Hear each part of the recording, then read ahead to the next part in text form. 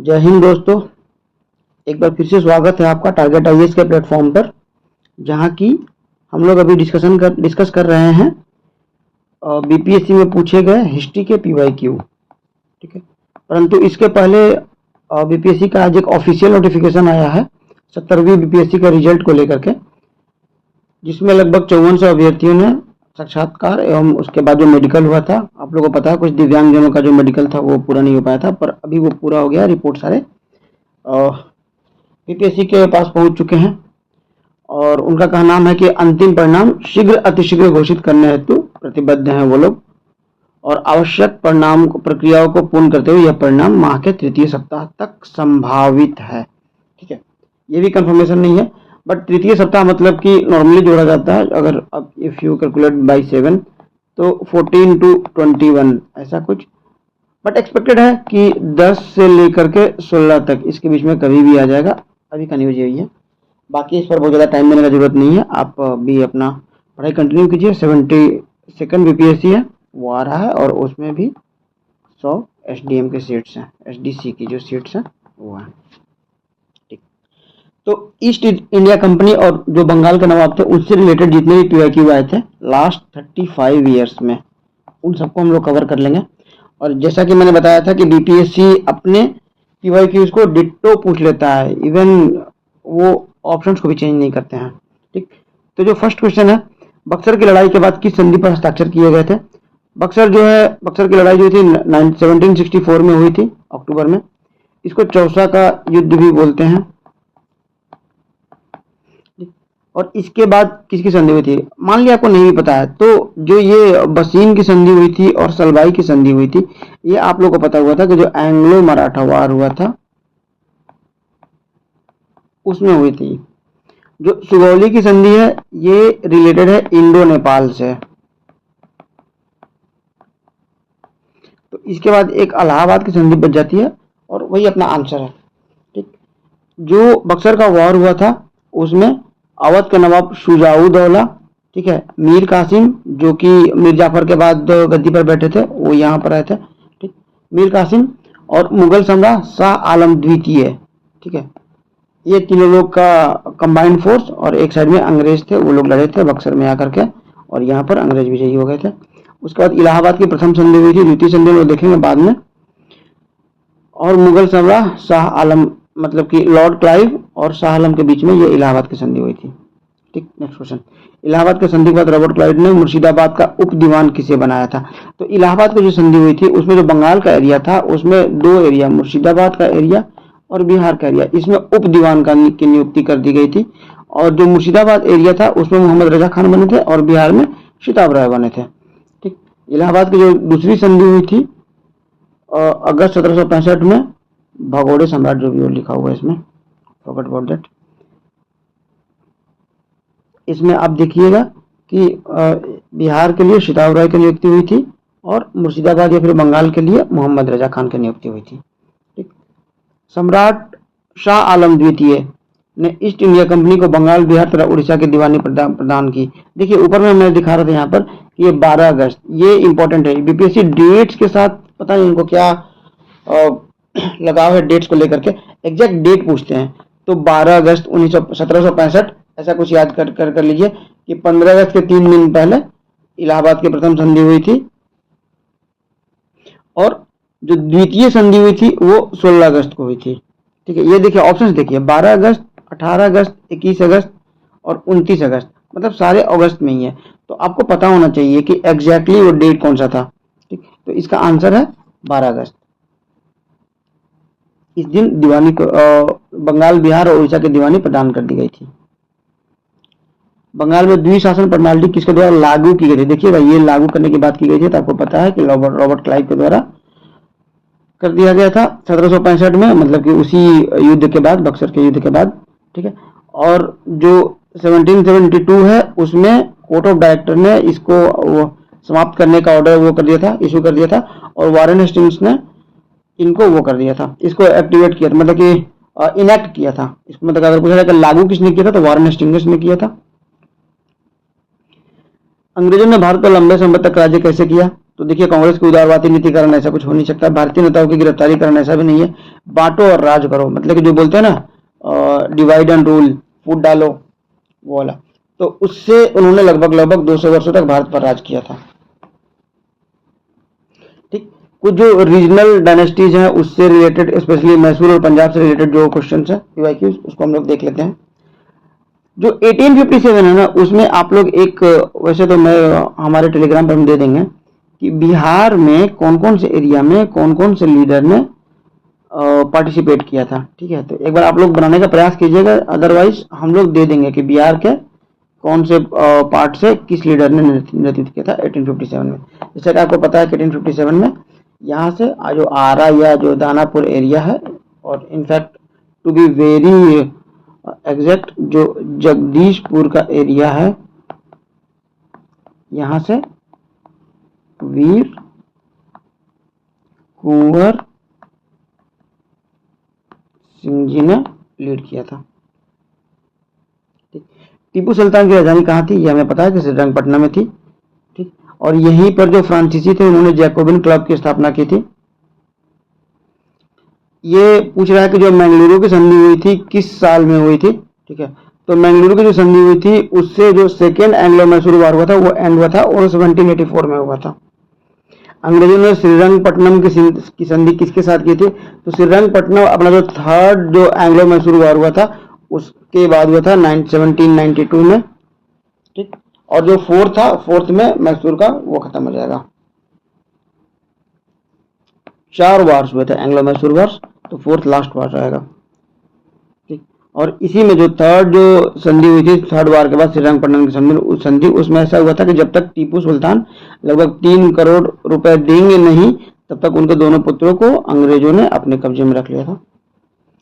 रणजीत सिंह ने सुप्रसिद्ध कोहिनूर हीरा प्राप्त किया था, तो बस मतलब इसको याद कर लीजिए। वैसे शाह सुजा काफी इंपॉर्टेंट तो नहीं है, बट चूंकि बीपीएससी पूछते रहता है और कोहिनूर कभी ना कभी न्यूज में आते ही रहता है। शाह सुजा जो थे वो अहमद शाह अब्दाली के पौत्र थे, उनके पास था, और उन्होंने, शाह सुजा ने रणजीत सिंह से हेल्प हेल्प मांगा था अपना जो सिंहासन होना काबुल का उसको जीतने के लिए।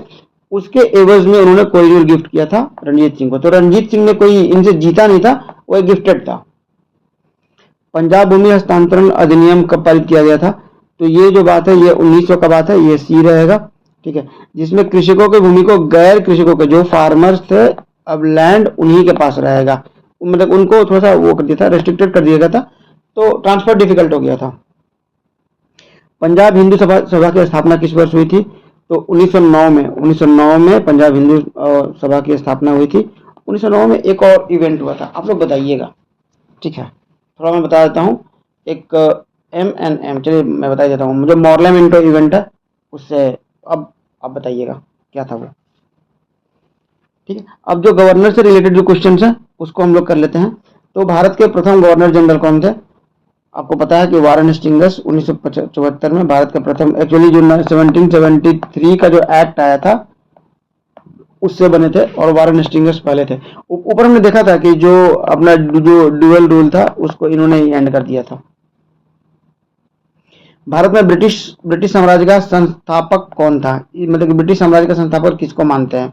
ठीक है, तो जो लॉर्ड क्लाइव है, आपने ऊपर देखा था 1765 का जो बक्सर का जो वार हुआ था। ठीक है, ये उस समय यही थे, और इसी कारण इनको बोला जाता है कि संस्थापक इन्हीं को माना जाता है। ठीक, ओके, और देखिए सेम क्वेश्चन अगला बार आ गया कि इनमें से किसे भारत और ब्रिटिश साम्राज्य का संस्थापक माना जाता है, लॉर्ड क्लाइव। द्वैध शासन का जनक, ये देखिए जनक पूछा जाता है, जो बंगाल में लागू किया था इन्होंने, पर जनक ये नहीं है। ऐसा नहीं कि हम लॉर्ड क्लाइव देखे ऑप्शन और इसको मार दिए। एक्चुअली सर लियोनल कार्टिस हैं, इनको द्वैध शासन का जनक माना जाता है। एक्चुअली मतलब कि इनकी थ्योरी थी या फिर इन्होंने फर्स्ट टाइम लाया था, और बाद में इसको बंगाल में इनेक्ट किया था लॉर्ड क्लाइव में।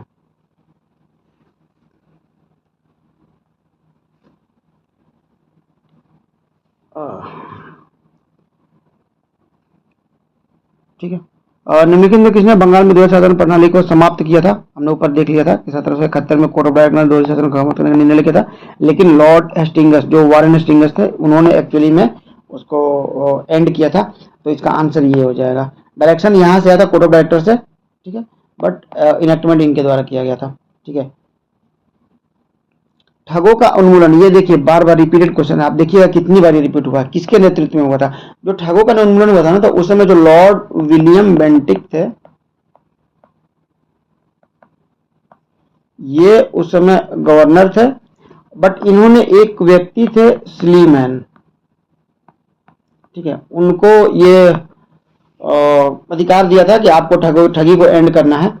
तो कैप्टन स्लीमैन जो है ना, कैप्टन स्लीमैन, इसका आंसर ये होगा, ठीक है। एक्चुअली ऐसा माना जाता है कि जो ठग थे ना, मतलब कि वो लोग मानते थे कि हिंदू और मुसलमान के जो दोनों के अनुयायी सम्मिलित थे, उनको लोग ठग मानते थे, ठीक है। वो डिफरेंट टाइप्स ऑफ जो रिचुअल्स होते हैं उसके द्वारा लोगों को ठगते थे, ये ऐसा उनका मानना था।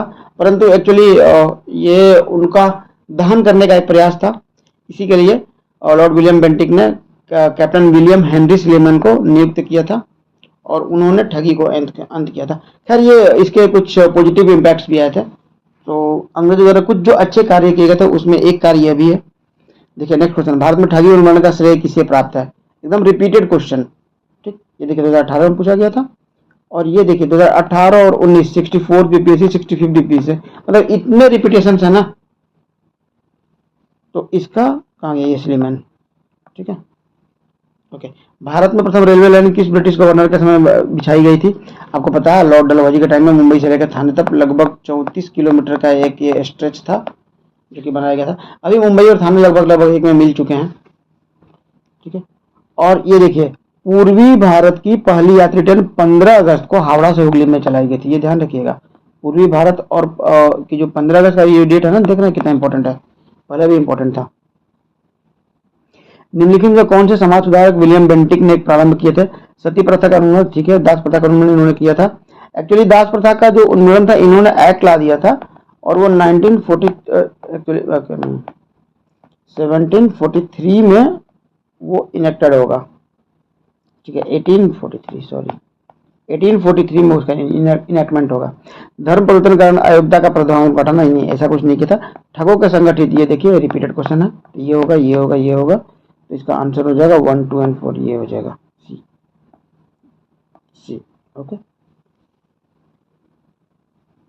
सती प्रथा को गैर कानूनी किसने घोषित किया था? सेम लॉर्ड विलियम बेंटिक ने किया था। 1857 में भारत का गवर्नर जनरल कौन था? ये अगर आप भूलते हैं ना, तो 1857 में जिसे होता है ना कनिंग पर्सनालिटी, मतलब कनिंग समझते हैं ना, कनिंगनेस, तो लॉर्ड कैनिंग, ऐसे याद कर लीजिए कि या तो कनिंग टेस्ट समझिए ब्रिटिश के लिए था, या फिर जो कनिंग था वो काफी कनिंग पर्सनालिटी का था। तो लॉर्ड कैनिंग था 1857 में, ऐसे याद कीजिएगा। अफगानिस्तान के प्रति आक्रामक नीति किस वायसराय ने किया था? तो ये जो थे अपने लॉर्ड लिटन महाराज, ठीक है, इनके काफी निगेटिव कार्य थे और इनके बाद आए थे रिपन।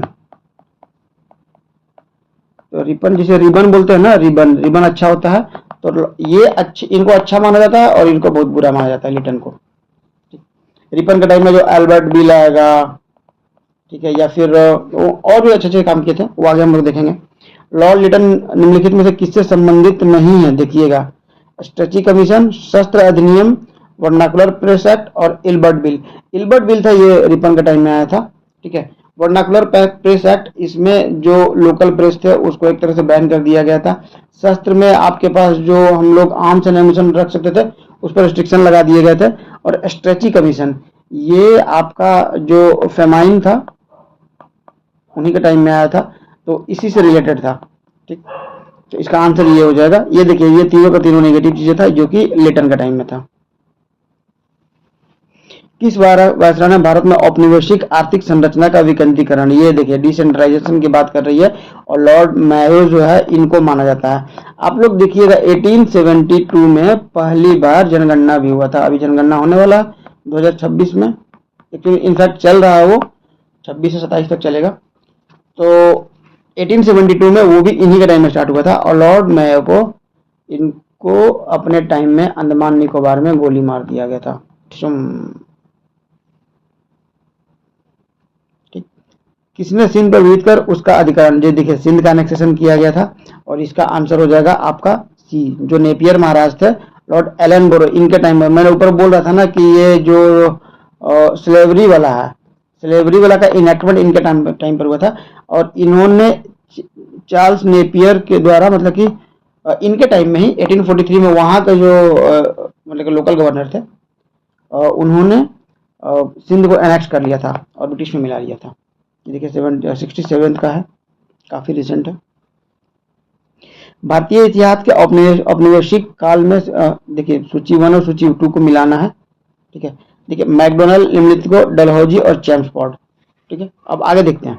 जो डलहौजी थे आपको पता होगा, डॉक्ट्राइन ऑफ लैप्स, इससे इन्होंने मतलब कि बहुत सारे राज्य को हड़प लिया था। इनफैक्ट अवध को भी 1856 में हड़प लिया था। कौन थे अवध में उस समय? सोचिए, आगे आने वाला है क्वेश्चन, ठीक है। वो सब बताया तो एक बार, नवाब वाजिद अली शाह, ये थे नवाब, और इनका एक दत्तक पुत्र था और उसका नाम था बिरजिस कादिर। तो ये छोटा सा बच्चा था, इसकी मम्मी जो थी बेगम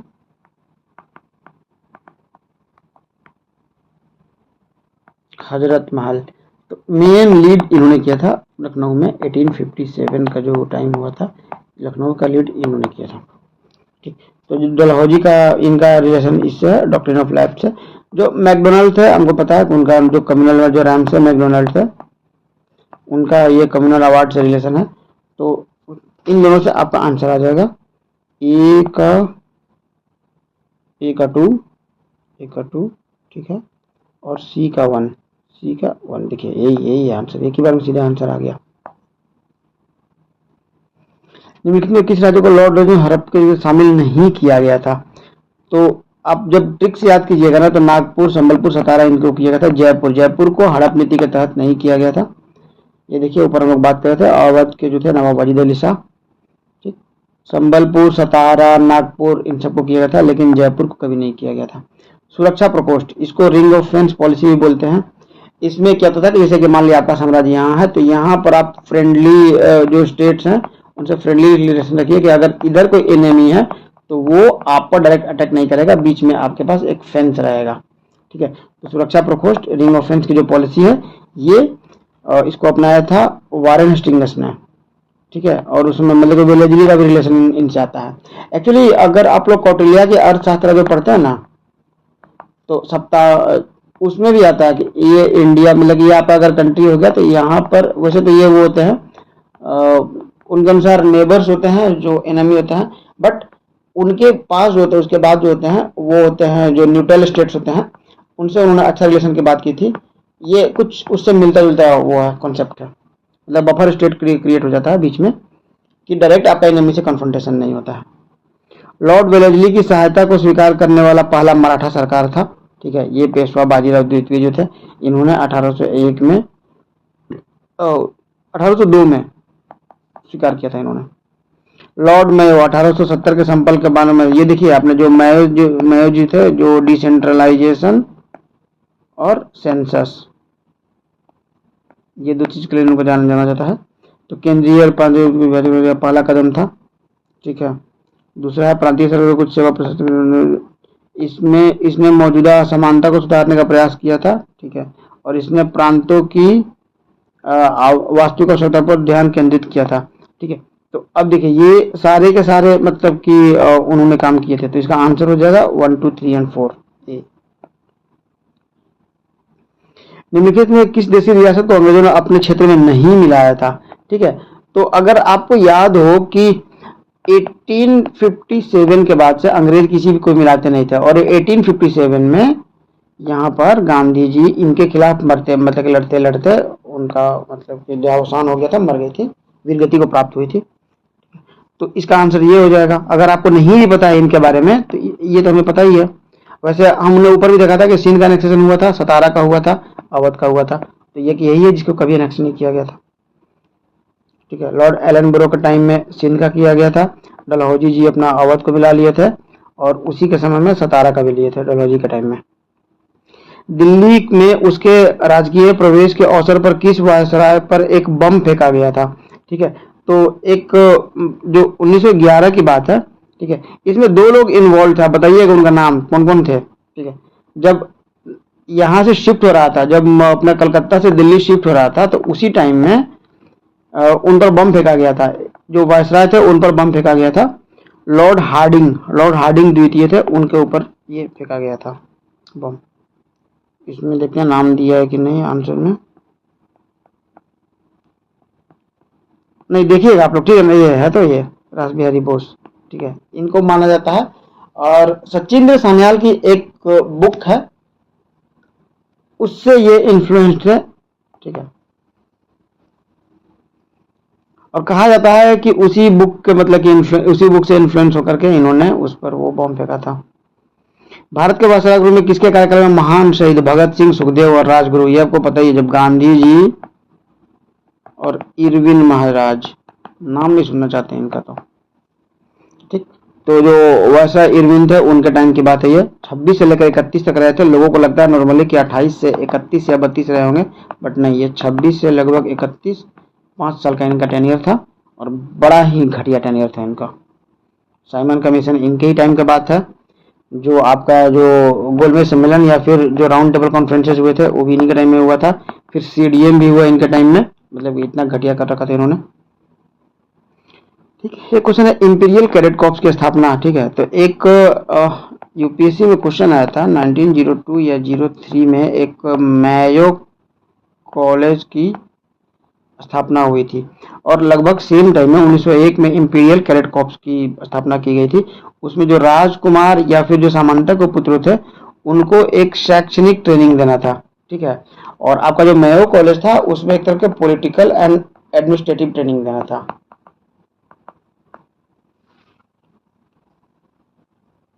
ठीक है, नहीं नहीं, वो 1902 की बात नहीं है, वो थोड़ा और पहले की बात होगी, आप लोग एक बार देख लीजिएगा ईयर। किसने स्वतंत्र भारत के प्रथम प्रधानमंत्री जवाहरलाल नेहरू का साहस और दूरदर्शिता को एक उत्कृष्ट नेता के रूप में अभिवादन किया था? तो हमें पता है कि जवाहरलाल नेहरू के टाइम में जो इनके माउंट बेटन थे उनसे इनकी अच्छी पटती थी, और दोनों एक काफी अच्छे लीडर माने जाते थे, ये मतलब कि ब्रिटिश की ओर से और ये इंडिया की ओर से जो ट्रांसफर हुआ था इंडिया जो पावर का, वो भी इन दोनों के मतलब कि इनका एफर्ट माना जाता है कि इन्होंने इंडिया के यूनिफिकेशन में थोड़ा मतलब कि शायद थोड़ी सहायता की थी नेहरू जी की। ठीक, राय बहादुर और खान बहादुर, ये देखिए, जब 1857 का वार हुआ था तो उस समय ब्रिटिश लोग, कुछ जो राजा लोग थे, राय बहादुर जो हिंदू लोग थे और खान बहादुर जो मुस्लिम लोग थे, तो उनको ये लोग कुछ उपाधि दे देते थे, ठीक है, इनफैक्ट कुछ मनी भी देते थे कि ये लोग उनको सपोर्ट करें। तो ये कब कब मिलेगा आपको, ये देखिए, इसका जो आंसर होगा ये हो जाएगा 1857 के समय में। तो उसमें कौन था? कैनिंग थे, मैंने बोला था ना जो कनिंगनेस होता है।